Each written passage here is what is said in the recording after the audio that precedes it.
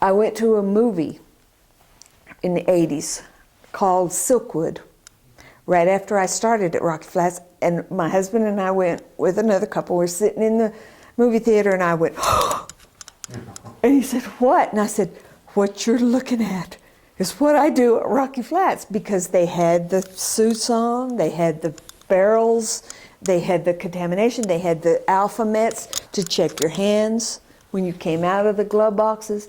It was so, and it was shocking to me because we were told not to talk about it, and there it was in the movie, exactly what we did. That was at Kier McGee in Oklahoma, another facility, but it was the same process, the same procedure that we did, working in the glove boxes with this plutonium, the oxide in the thing, the way the SAMs went off, the alarms went off, the way people got crapped up. They called it got burned or something like that. We called it crapped up at Rocky Flats when you got contamination on yourself. The way the people were scrubbed, that they dramatized it because it was a movie. A lot of paperwork, I guess. We didn't see them very much in the production areas where I worked. We would see them once in a while back there. But whenever they were coming, they always warned us. They're coming, so don't, have everything. Why would so many of them increase? Why would they hire so many or send so many more? I don't know. I guess they were mapping out their plan of attack. Who knows? We were just grunts. We were just there to handle the stuff. They weren't going to touch it. Oh, heavens no. Let the guinea pigs do it. Which is, I feel, the way we handled the materials. We were behind the double doors. We were behind in the process areas. We were the ones touching the metal, feeling the metal with our chest, our arms inside the box. You could feel the heat of the plutonium through those lead-lined gloves. We were the ones handling the material. They were the ones sending the orders down to tell us what to do. Was that kind of difficult wearing a lead-lined glove? Oh yeah, it's real hard. It's in the beginning when I first started out there, I started in the foundry, and there were very few women. There were only 4 women in the foundry. It was mostly men that worked out there in the production areas. The women all worked in the offices. They were secretaries, they were clerks, or the cafeterias, like the person you talked about. They didn't have very many women. But then starting in the 70s and 80s, they started to hire women out there. They couldn't get enough men who had even high school education or chemistry in their background or physics. And so they started hiring women.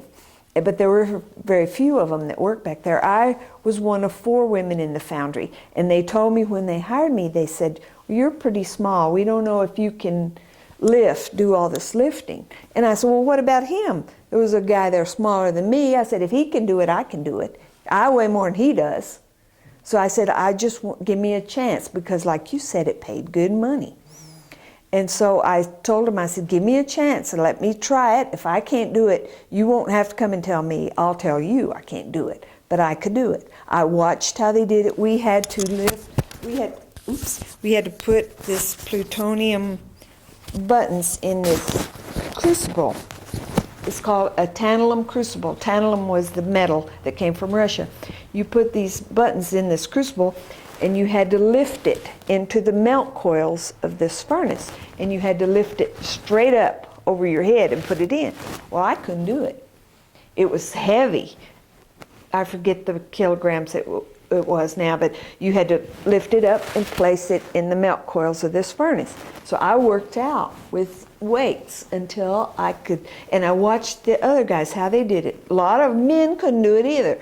They couldn't deadlift it into there because the glove ports were pretty high that we had, and some of us had to stand on a little platform in order to get our arms in these gloves. Well, I'd do it by degrees. I'd lift it a little ways over here and set it on a screw that was sticking out, and then I'd lift it on up. And that way, I watched how they did it. And taking it out, same thing. You just lifted it up and you dropped it to the floor of the box. And these boxes were lead lined, and it made a big racket, but it broke it loose from the mold too, and that helped. But when I started out there, there weren't a lot of women that worked, especially in the foundry and other places directly with the material. I worked in the foundry for 6 years, and then I bid on a job as a sheet metal operator. I wanted to get out of the working in the glove box because I was scared of what could happen. I had been through several fires. I'd seen what happens when all those alarms goes off, when you get hot, when you get scrubbed. I'd seen what happened to a guy when a filter blew off the end of the box and he contaminated the whole room. We spent months decontaminating that room before we could get back to work. Well, I bid on a job as a sheet metal technician. There had never been a woman as a sheet metal technician. Well, I got the job because I was qualified. But it was kind of scary because it was like 86 men and me. I was the only woman. And none of them thought I would make it through because it was a 3-year progression apprenticeship. You were apprenticed for 3 years before you became a journeyman sheet metal. The job of the sheet metal technician was we built the glove boxes. We built a lot of the duct work. That was our job. We did layout, we laid it out, we did fabrication, we fabricated the whole thing. And I thought, well, I'm no dummy, I can do this. If those guys can do it, I can do it. I had faith in myself. I knew I could do the book learning part of it. It was easy. The hard part for me was learning the tools. I never worked with pliers and clamps and hammers, and I learned them in a book.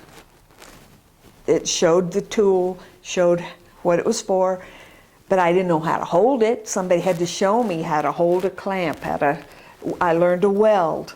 I was a good welder. Welding is a very precise and delicate operation, and as a woman, I had patience to weld. I learned how to do that. I could do that as good as the guys. What I couldn't do, I couldn't lift like they could. I didn't have strength in my hands like they did, and I was scared to death of the big shears. We had these huge 7-ton shears and brakes to break the metal, to bend it in certain conformation. I was scared of it. I wouldn't admit it. I would watch them, see what they did. Some of these, when we were bending like Schedule 40 stainless steel or some metal like that, if you bent it wrong, it could come up and chop your head off. It was dangerous. It was very scary work. But I thought, this kind of danger I can handle. The other kind of danger with that plutonium and the oxides and the radiation, that was much scarier to me. I thought I physically would be safer doing the sheet metal job. So I worked at sheet metal for another 6 years. I went through my apprenticeship, I passed it. I wasn't the head of my class, no, but I managed to pass. I managed to deal with working with men who didn't want me there, who said, why didn't I leave and let some man who needed the job have it? I said, well, I need a job too. And I stayed. The more they tried to shake me loose, the more I was determined I would finish it, just to show them I could. And I did finish it, and I did become a journeyman sheet metal. Well, then after that was when the raid came.